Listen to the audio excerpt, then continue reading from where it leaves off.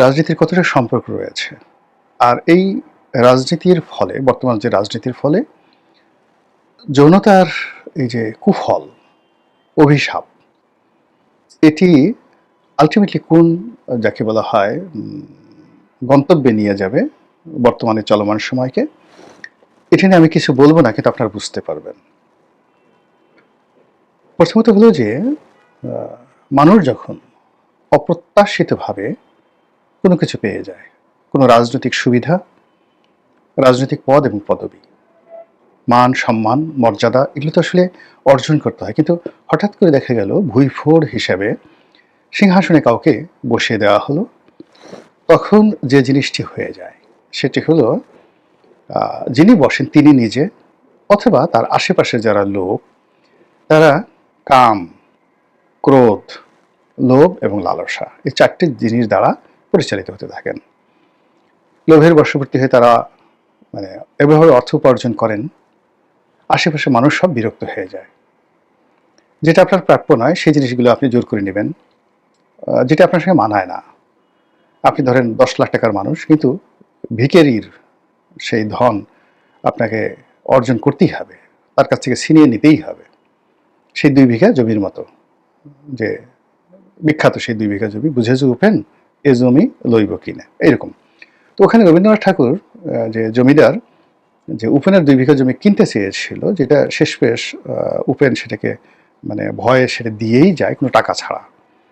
আর এখন যেটা হলো যে উপেনের কাছে কোনো কথা বলা হয় না, উপেনকে ঘাড় ধরে বের করে দেওয়া হয়, জমিগুলো দখল করে নেওয়া হয়।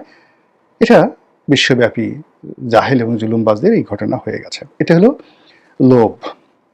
লালসা হলো অন্যের স্ত্রী, অন্যের কন্যা, তাকে আপনি ভোগ করতে চান, যৌনতা, কিংবা যে বিশ্বের যে সুন্দর সুন্দর রমণীগুলো, তাদের দ্বারা আপনি কামাসক্ত হন। তো আপনি সেই নিজের যে কাম চরিতার্থ করার জন্য বিকৃত পথে আপনি ঘুরে বেড়ান, দেশে দেশের বাইরে। এটা গেল হলো লালসা। তো লোভ গেল, লালসা, কামনা, বাসনা, আপনি যা কিছু পাচ্ছেন, প্রাপ্তি, এই প্রাপ্তির সঙ্গে আপনার যে কামনা, আপনার যা কিছু আশা করছেন, সেটার একটা বিস্তর পার্থক্য থাকে। আপনি মন্ত্রী হয়েছেন, এখন প্রধানমন্ত্রী হতে হবে, প্রধানমন্ত্রী হয়েছেন প্রেসিডেন্ট হতে হবে, প্রেসিডেন্ট হয়েছেন তো আরো বড় কিছু হতে হবে, এরকম একটা চিন্তা। এই যে কামনা আপনাকে প্রতিটা মুহূর্তে যাকে বলা হয় আপনাকে অস্থির করে তোলে। এরপর হলো বাসনা। বাসনা, সারাক্ষণ আপনি শুধু স্বপ্ন দেখেন, আজ এটা করবেন, কাল ওটা করবেন, সারা পৃথিবীকে আপনি দেখিয়ে দিবেন, অমরত্ব লাভ করবেন। এই বাসনাগুলো, যার সঙ্গে আপনার বাস্তবের কোনো মিল থাকে না। তো এই যে 4টি জিনিস আপনাকে বসে, এর মধ্যে সবচেয়ে নিকৃষ্ট জিনিস হলো আপনি নিজে এবং আপনার আশেপাশে যারা আছে তারা সবাই অনৈতিক যৌন সম্পর্কে জড়িয়ে পড়বে, এবং সেই অনৈতিক যৌন সম্পর্কের কারণে আপনি নিজে অথবা আপনার যারা সাঙ্গপাঙ্গ রয়েছে তাদের কর্মকাণ্ডের কারণে আপনি ক্ষমতা হারাবেন। এই বিষয়টি ভারতের রাজনীতিতে ইন্দিরা গান্ধীর জমানাতে কিভাবে ঘটেছিল সেই কাহিনীটি সংক্ষেপে বলবো। আপনারা জানেন যে বাংলাদেশের স্বাধীনতা যুদ্ধে জয়লাভের পর ইন্দিরা গান্ধী বেশ ভারতের রাজনীতিতে খুব শক্তিশালী হয়ে পড়েন, এবং তার সেই একরোখা মনোভাব, অহংবোধ, এ সকল কারণে কংগ্রেসের ভিতরে এবং বাহিরে অনেক শত্রু তিনি তৈরি করেন, এবং অনেক বিখ্যাত বিখ্যাত মানুষ, যেমন জগৎজীবন রাম, তারপর চৌধুরী চরণ সিং, অটল বিহারী বাজপেয়ী, সুনীল দত্ত, এই যে আমাদের যে সুনীল দত্ত নয়, সুনীল দত্তর যে আরেকজন আর কি, আমার এই মুহূর্তে নামটা মনে আসছে না, সেই অনেক বিখ্যাত বিখ্যাত লোক কংগ্রেস থেকে বের হয়ে যায়, এবং তারা বের হয়ে ভিন্ন একটা প্ল্যাটফর্ম তৈরি করে শেষের দিকে, সেটা হলো এই ভারতীয় জনতা পার্টি, এই যে এখন যেটা বিজেপি আছে। এবং এই জনতা পার্টিতে কংগ্রেসের যারা একেবারে মেধাবী নেতৃবৃন্দ রয়েছেন তারা, এবং অন্যান্য যে সকল চরমপন্থা রাজনৈতিক দল আছে, তারাও কিন্তু এখানে এসে যোগ দেয়। কিন্তু মূল যে ক্ষমতাটা সেটা আসলে লিবারেল যারা কংগ্রেসপন্থী তাদের হাতে থেকে যায়। এর মধ্যে চৌধুরী চরণ সিং, অটল বিহারী বাজপেয়ী এবং জগজীবন রাম।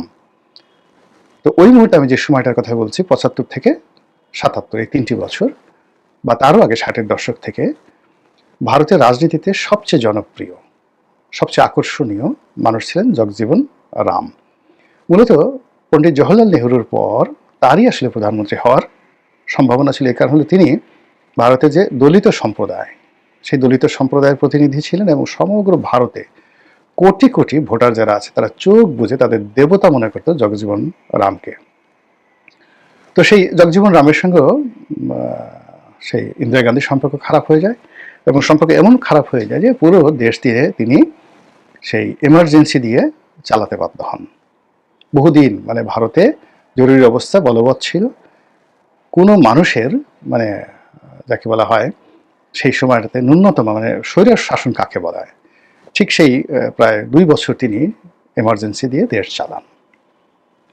এমার্জেন্সি দিয়ে দেশ চালানোর পরে তারপর তিনি যখন তিনি একটি নির্বাচন দেন, সেই নির্বাচনে ইন্দিরা গান্ধী পরাজিত হন এবং সেখানে ওই যে জনতা পার্টির নেতৃত্বে সেই লাল বাহাদুর মানে এটা লাল বাহাদুর শাস্ত্রী না আর একজন লোক, আমার এই মুহূর্তে নাম মনে আসছে, ইতিহাস তো মানে আমি জাস্ট না দেখে আমি শুধু কাহিনীটা বলে যাচ্ছি, এখানে নাম মুখ্য উদ্দেশ্য নয়। তো যে প্রধানমন্ত্রী হন, কিন্তু ওখানে সরকারটা খুব আনস্টেবল সরকার ছিল। তো আনস্টেবল সরকার থাকার কারণে কি হচ্ছে, সেই আনস্টেবল সরকার সেটা পরিবর্তন হয়ে যাচ্ছিল। মনে পড়ছে মোরারজি দেশাই। তো মোরারজি দেশাই প্রধানমন্ত্রী, কিন্তু ওখান থেকে বাদ দিয়ে সেখানে জগজীবন রাম তিনি প্রধানমন্ত্রী হবেন একেবারে নিশ্চিত। ইন্দিরা গান্ধী মানে খুব ভয় পেয়ে গেলেন যে আগে যিনি আছেন মোরারজি দেশাই দুর্বল চরিত্রের মানুষ, তো তার অধীনে যদি এই ইন্দিরা বিরোধী চক্রটি ক্ষমতায় থাকে তাহলে খুব দ্রুত একটি নির্বাচন এলে সেখানে ইন্দিরা গান্ধী আবার ক্ষমতায় আসবেন এবং সরকার বেশি দিন চলতে পারবে না। কিন্তু জগজীবন রাম যদি সেই পার্লামেন্টারি দলের মানে ভারতীয় জনতা পার্টির যে নির্বাচন, সেই নির্বাচনে যদি জগজীবন রাম পার্লামেন্টারি কুয়ের মাধ্যমে তিনি প্রধানমন্ত্রী নির্বাচিত হন এবং মোরারজি দেশাই যদি পিছনে চলে যান, তাহলে ইন্দিরা গান্ধী মানে কবে আবার ক্ষমতায় আসবে, কংগ্রেস আবার আসবে, তা একেবারে অনিশ্চিত। বিকজ পুরো অটল বিহারী বাজপেয়ী, চৌধুরী চরণ সিং এবং জগজীবন রাম পুরো মেধাবী যে গ্রুপটি রয়েছে তারা একদিকে এরকম একটা পার্লামেন্টারি কু করার যখন চেষ্টা করছে, আর ওই সময়টাতে ইন্দিরা গান্ধী তার ছেলে সঞ্জয় গান্ধী মানে রাজীব গান্ধীর ছোট ভাই, মানে সে কিন্তু অত্যন্ত শুট পলিটিশিয়ান ছিলেন, অত্যন্ত ঝানু পলিটিশিয়ান ছিলেন। তো যাই হোক, তো এইরকম যখন একটা অবস্থা চলছে এবং 2-1 দিনের মধ্যে বা 1 সপ্তাহ 1.5 সপ্তাহের মধ্যেই যে কোনো সময় একটা দুর্ঘটনা ঘটে পারে এবং সেই দুর্ঘটনার ফলে জগজীবন রাম তিনি ভারতের প্রধানমন্ত্রী হবেন। আর তিনি যদি ভারতের প্রধানমন্ত্রী হন তাহলে ইন্দিরা গান্ধীর কপালে দুর্ভোগ আছে। এইরকম যখন একটা টান উত্তেজনা, তখনই একটা দুর্ঘটনা ঘটলো। সেটা হলো জগজীবন রামের ছেলে সুরেশ রাম। বাবা ভালো মানুষ, সৎ মানুষ, কিন্তু এটা ছিল একেবারেই খুব খারাপ প্রকৃতির একটা ছেলে।